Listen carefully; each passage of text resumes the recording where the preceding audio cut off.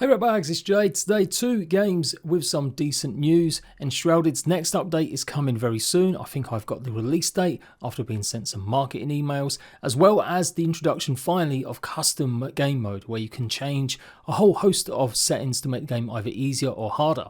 And yesterday I was full of praise for No Man's Sky, just adding another new update pretty much 5.0, Worlds Part 1, where they've revamped the look, the visuals of the game massively, new biomes, reflections on waters, waves, and just a whole host more, really making it the vision that they've always wanted.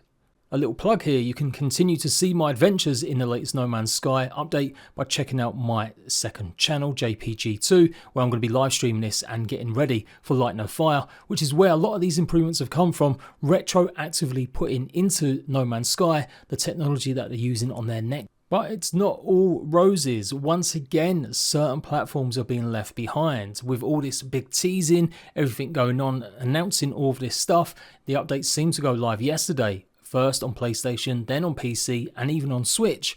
But it still hasn't got live on Xbox. And it's not the first time that Hello Games have kind of left one platform hanging and certainly not given enough news. So we're going to talk about that a little bit too. First off, ENSHROUDED. Yes, the next update is coming on the 29th of July, according to a bunch of emails I've seen over the last couple of days talking and hyping it up.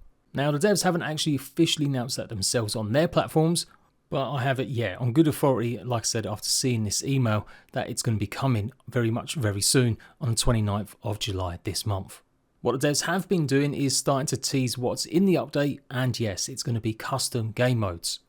I guess it's only a tease, but yeah, they're effectively adding custom game modes. There's also going to be a selection of different ones you can try. The default mode, more survival mode, relaxed, hard, and then custom.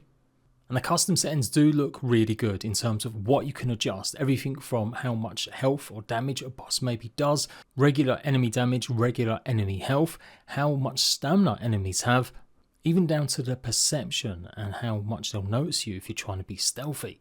Curious about the pacify enemies. Does that mean you just won't be able to stun them enough that they'll become dazed? You can change whether it's simultaneous enemy attacks, enemy attack frequency, and the amount that spawn. You've then obviously got a filter for players, how much health you have, how much player mana there is, and of course stamina, then XP modifications, how much XP you get from mining, quests and exploration, and combat. With then some more survival mechanics like having starvation mode on or off, time until starvation, and time in the Shroud, and there's a few more they didn't show in this little clip, but I'm hoping they will maybe affect what kind of loot you get. And probably the number one most requested, how many resources you get from doing actions. So all in all, good stuff. I'm very much looking forward to giving it another shot. I've just not had the time to devote lately to ENSHROUDED with so many other games releasing.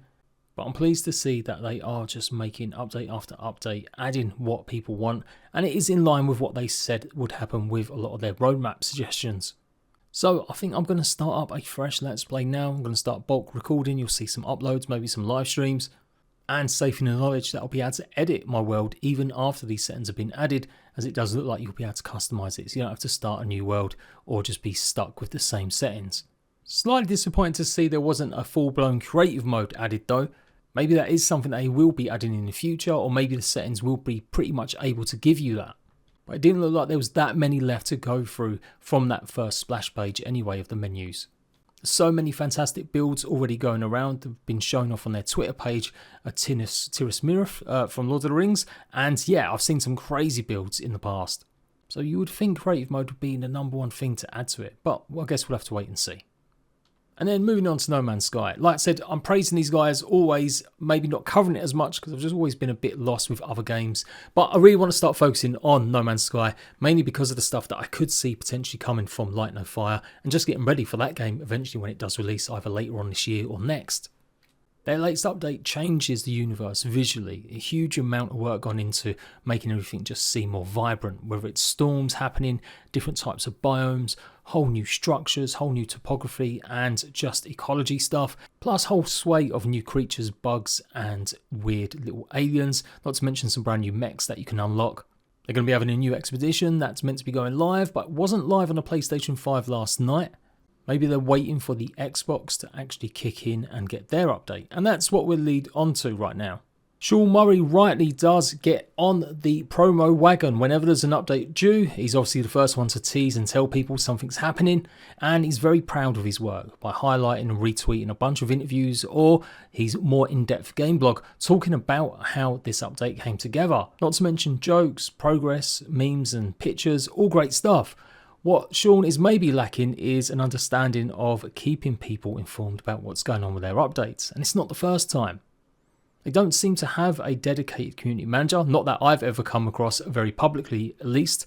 I'm sure there is someone that obviously puts everything together, as the patch notes are some of the best in the game. Like, the amount of detail, the visual stuff that you see with this is just simply amazing. With GIFs, video images, high quality stuff as well. It is truly one of the best ways I've seen a game deliver changes and stuff that are coming. It makes you want to take a look at everything that's here. But they are very, very reticent sometimes in talking about what's actually gone on with delays. And it doesn't help when a trader says it's available for everyone, but in actual fact, it's only available for PlayStation and Switch as well as PC right now. Of course, delays will happen sometimes. There might be something unexpected that can occur, and it's happened a bunch of times with updates in the past. But once again, Sean Murray's tweets at the moment are filled with angry Xbox players basically asking for some sort of news. People will understand there's a delay now and then, but it does seem to be a bit of a habit, particularly with Xbox somehow, that they're behind the times a little bit with certain updates, and certainly not being given enough news. This is where you need your actual Hello Games account, the official account, to start tweeting stuff and keeping the Xbox players informed about what's actually happening. It might not seem like a big deal, people just have to wait, it will arrive, obviously we know very soon. But yeah, I do feel for Xbox players a little bit. It does take the shine off somewhat if you see this great update being applied by others, but you can't take part because some reason no one really knows. And given Sean's so active on Twitter as well as the Hello Games account, there's no real excuse why they're not letting people know what's happening. Anyway, I don't want to be a mad hater about it. Like I said, fingers crossed it'll be something they'll learn from in the future, especially when it comes to Light No Fire. Obviously that game's going to have a ton of updates, and No Man's Sky is going to continue to receive updates. But yes, I went ahead and did a video talking about some of this stuff yesterday on my second channel, and I did go live last night as well with a nice chunky live stream.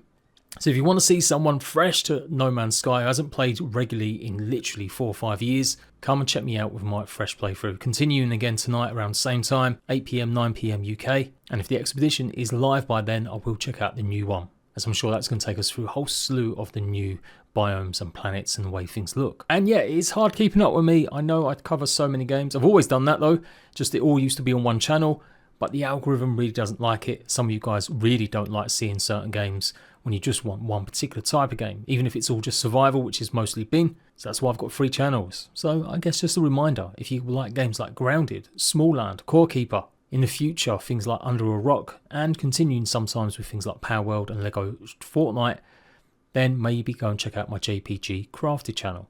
And that's it. I'll be back with more games news, and like I said, bulk Let's Plays have been recorded of Enshrouded, and I'm still getting ready for 7 Days to Die, the full release happening very soon. Until next time, Ratbags, I hope you have a great day.